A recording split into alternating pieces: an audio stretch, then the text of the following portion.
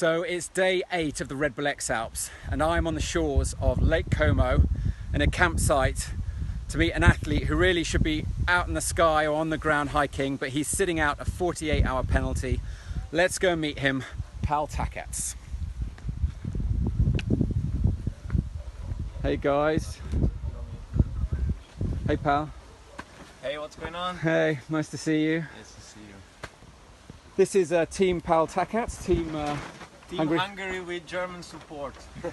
Could we actually meet your crew? So, this is official supporter Ferdinand Vogel, one of the best cross-country paraglider pilots in the world. We have Sebastian Sesi Magnot. He's also German with some Italian blood, right? Much Italian blood. and Tina, she's actually my roommate and health support.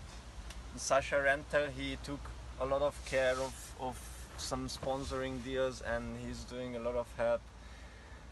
And so what are the different roles? We split up the tasks among each other.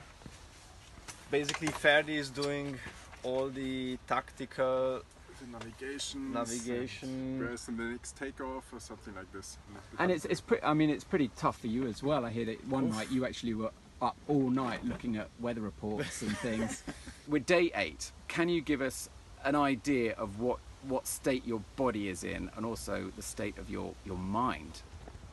Well, actually just a few minutes before I realized that I'm losing weight, looking at my arm here, it was certainly visible that some physical changes are happening fast, and we are basically, or I myself, I was hiking at least 2,000–3,000 meters up mountains and not so much horizontal distances except the first 2 days, but I mean a lot of elevation and flying all day.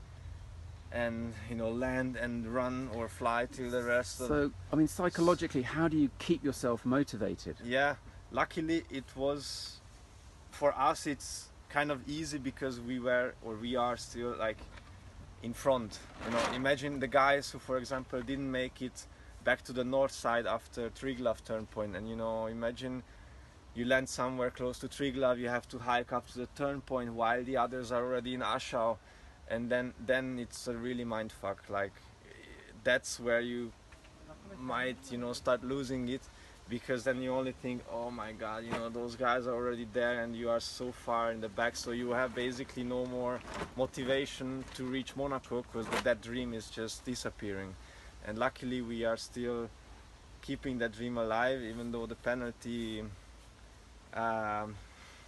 gives us quite little time to complete the route, but we hope for good flying weather, and we hope that, I don't know, maybe Kriegel again might wait a little bit before actually signing at the turn point. Are there techniques that you use to stay positive?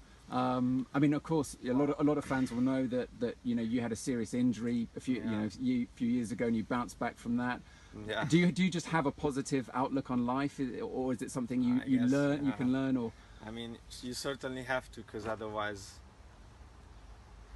I mean, you need something to look forward to, and you need a vision to keep you in the move. And for example, yesterday, I mean, I think we still had like 20k left. I mean, if you think 2 more hours to run, 2 more hours with the backpack, I have a wound on my back because of the backpack bouncing, and I'm basically feeling like just before collapsing right there. And then still, they tell me just 2 more hours, like oh dude, and like giving it all, and then I always just had to think like, fuck, but I still want to get to Monaco. I want to get these guys to a nice place to spend two days.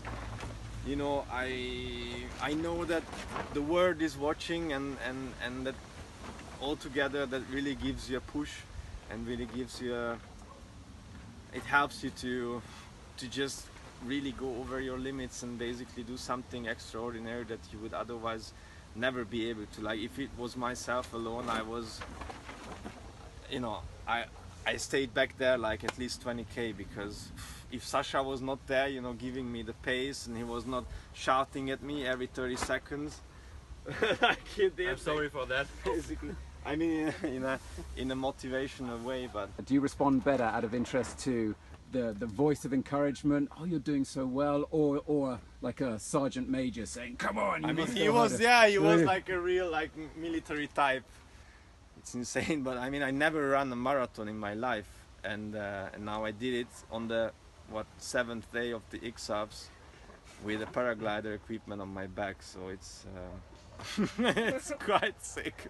You know, we're by a really nice Lake Como, but presumably you can't relax. So what are you saying to yourself to stay in to keep your race head? You know, how are you managing to stay focused? Well, as you say now, I'm able to relax 2 days pretty much, unless we are taking off in We're the about to storm take right off. now. Teamwork is keeping us grounded, and well, at the moment I'm not really thinking about the race, because there is still, I don't know, another day and a half left till we can keep moving, and we really have to know how exactly the weather will be, so we can plan on how we're gonna progress. But right now we are just focusing on getting me back together, which is actually, it's working out quite well. I was a bit concerned if this morning I will be able to, you know, walk to the toilet, which is pretty far on the other end of the camping. So this is kind of a therapy for me now, walking to the toilet and back, which is like 100 meters. And it's working out really well, so that's the most important thing. I will be able to walk and hike other mountains, and we just have to fly very well, and I'm really counting on Ferdi's and Cez's help and some other friends en route, hopefully waiting us and showing us some local knowledge. Top 10 still possible? I think it's still possible. I was just watching the LiveTracking, and somehow Nick kind of misnavigated himself to St. Moritz. I don't know why. Maybe it's because he had a nice line flying that way, which is not necessarily a very bad line, but now since 2 days of bad weather are here, he's really off the route. So it might be possible that by the time we can move again, he's still kind of in the same position. So the top 10 is still our goal, and getting to Monaco is still our goal. Excellent. Well, Pal, thank you very much. Thank you. And thanks to everyone. So You're welcome. we'll see you out there. And Thanks for visiting. we'll do. Whoa, we're about to get blown away. The storm's coming.